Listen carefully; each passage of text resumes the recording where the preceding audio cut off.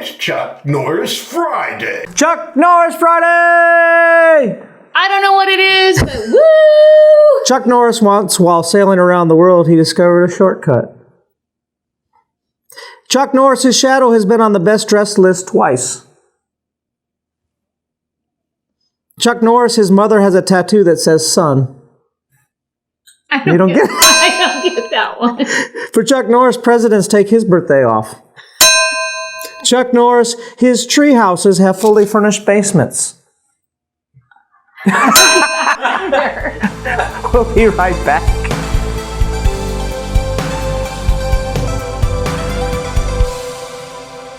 Good morning. Welcome to Wake Up. Are they in the trunk? When we wake up, Like, I don't get it. Is his basement the trunk? that's the joke, is that his treehouse has a basement.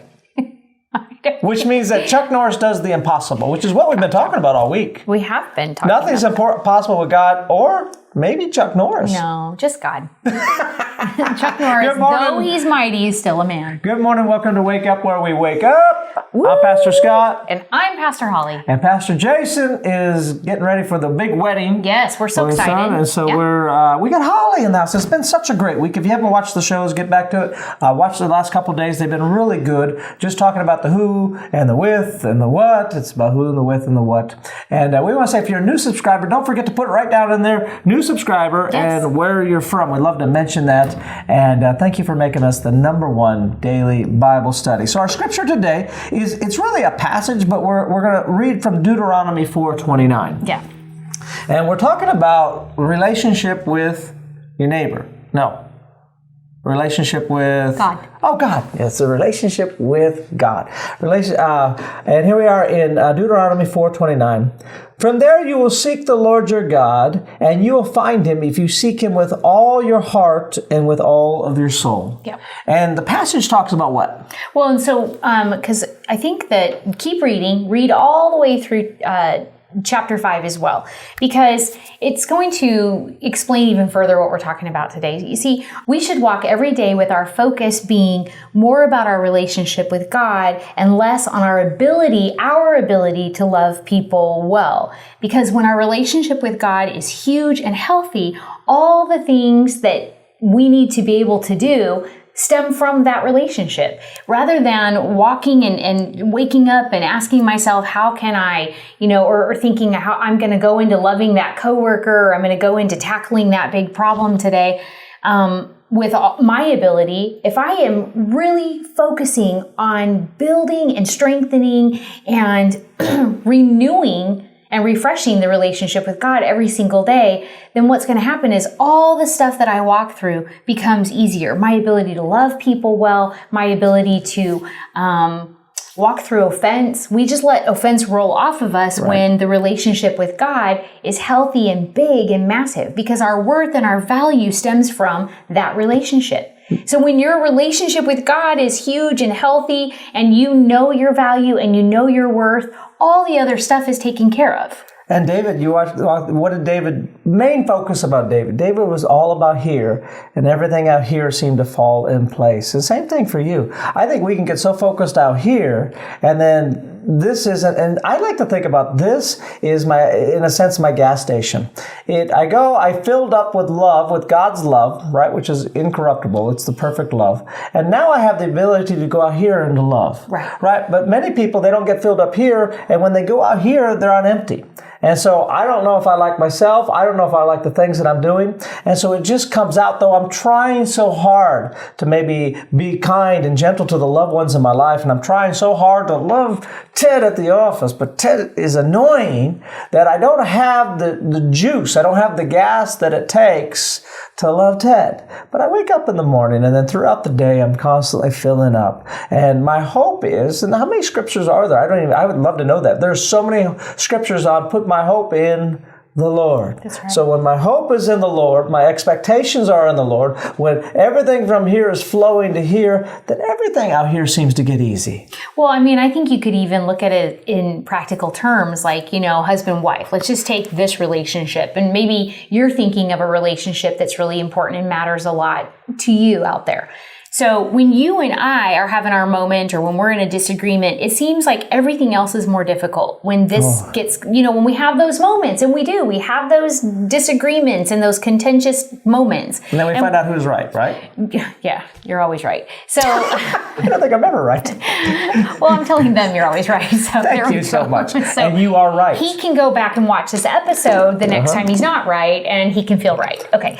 So what I'm saying is that when those relationships that are important to us are going well, everything subject to it is happy and light and easy. And I believe that the same is very, very true when God, that relationship, your priority relationship with Him is going amazing and fabulous. The rest of your life is going to follow the same. It's going to follow suit. So that thing you come against at church, at work.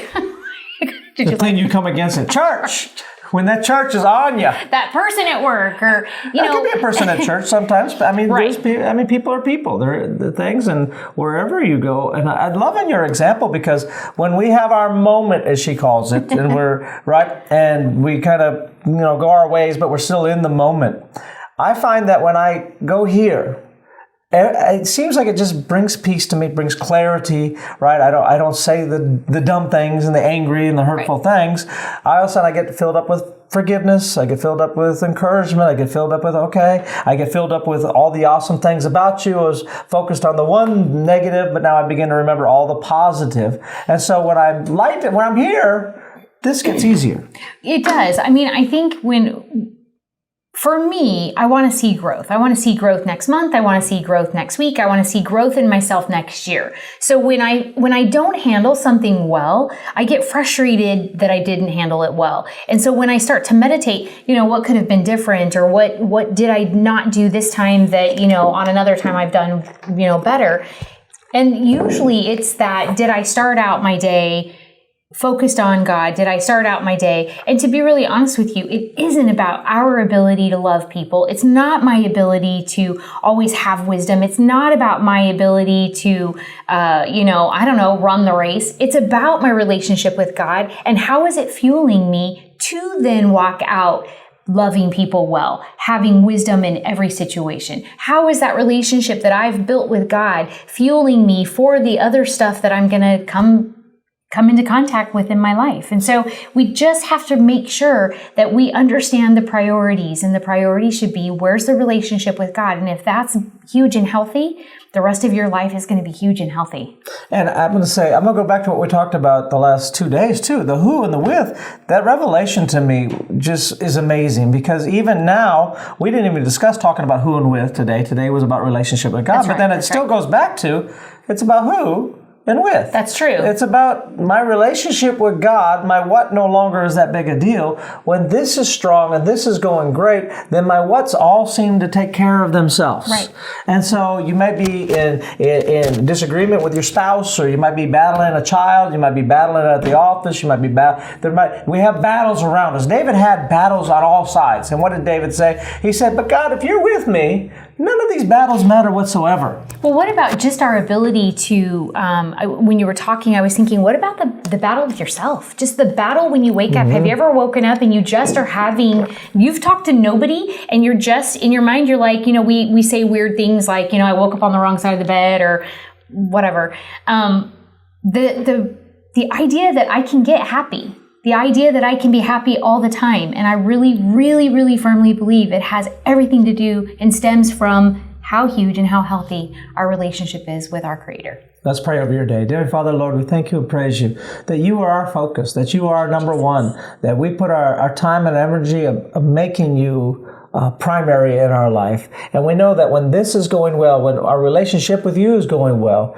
every what seems to take care of itself. Right. That it's about the who and the with, that I take you through my day, that you and I are sharing life together, because my life has impossible parts of it. But when you're with me, nothing's impossible. So we ask for a special blessing on their day, encourage them, build them up, and give them just an amazing, incredible day. In Jesus' name, amen. Watch this clip. Remember the 4 men that carried their crippled, paralyzed man to the house where Jesus was preaching, and they carried him on their mat? Probably was a pretty big mat. This man had been there a lot of years. He probably had a And actually in the Greek word, the word mat in the Greek actually meant a primitive air mattress. So don't fact check that one, but can you imagine him?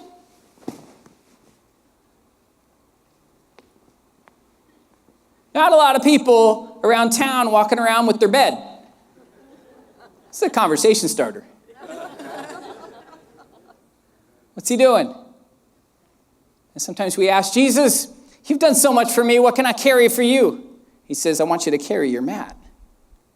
What's my mat? I asked the crippled man. Well, I used to have to lay on this thing, and people carried me on it, but now I'm carrying it. It's not about my works. See, I'm not carrying my works. He wasn't carrying his own works. He didn't do this. This was not about his work. He was carrying Christ's works. He was carrying, look what Jesus did for me. Imagine people saying to him, why are you carrying your bed? He walked all around town with it. He didn't just carry it a couple feet and then set it down, because they kept getting mad at him about it. The Pharisees said, hey, it's the Sabbath. Why are you carrying your mat? Put that down. You know, he didn't put it down for them. Some people might come against you when you start carrying your mat around. You don't obey them. You obey the one who healed you, who gave you your miracle. This man said, I'm sorry, I can't put this down. The man who healed me told me to carry it. He's just walking around with his mat. Why are you carrying that? Well, here's the thing. Because I was crippled for 38 years, and this man came over and he healed me. His name, his name is? Oh, come on now. I'm picking up my mat. Look what the Lord has done. Look what the Lord has done. He healed my body. He touched my mind. Just in time. Come on. You're like, what is he doing? Pastor, please don't ever do that again. And it didn't look like there was a predefined amount of time. Jesus didn't say to him, pick up your mat for a couple of minutes. It was indefinite. How long do I pick it up? I tell the story of my mom being healed of rheumatoid arthritis. I told her she'd never walk again. This is back when she was in her 40s. She's still walking around. She's in her 70s. She was knocked on her butt for a little while. She couldn't walk at all. But Jesus healed her. I tell that story, you might say, oh, he's going to tell the story where his mom got healed of rheumatoid arthritis again. Pastor, I've heard this story 12 times. My dad tells it, my mom tells it, my brother tells it, I tell it. Pastor, I've already heard this story. Listen, Jesus didn't tell me to put my mat back down. I'm going to keep throwing that in the face of Satan every chance I get. If it means bringing hope to one soul, turning somebody's life around, I'm going to tell it one more time. They said my mom would never walk, but Jesus healed her. And she walks around, I'm carrying that mat. Give us a thumbs up, like, share, subscribe. And if you're a new subscriber, put your name down there, where you're from. And don't forget to be in church this weekend. That was a little burp at the end of that. I don't know why I did that. That's the most disgusting I thing didn't you mean said to, on but camera. nothing burps like bacon. Disgusting. Bacon. I love bacon. How did you get bacon? I didn't get bacon today. That's from yesterday. So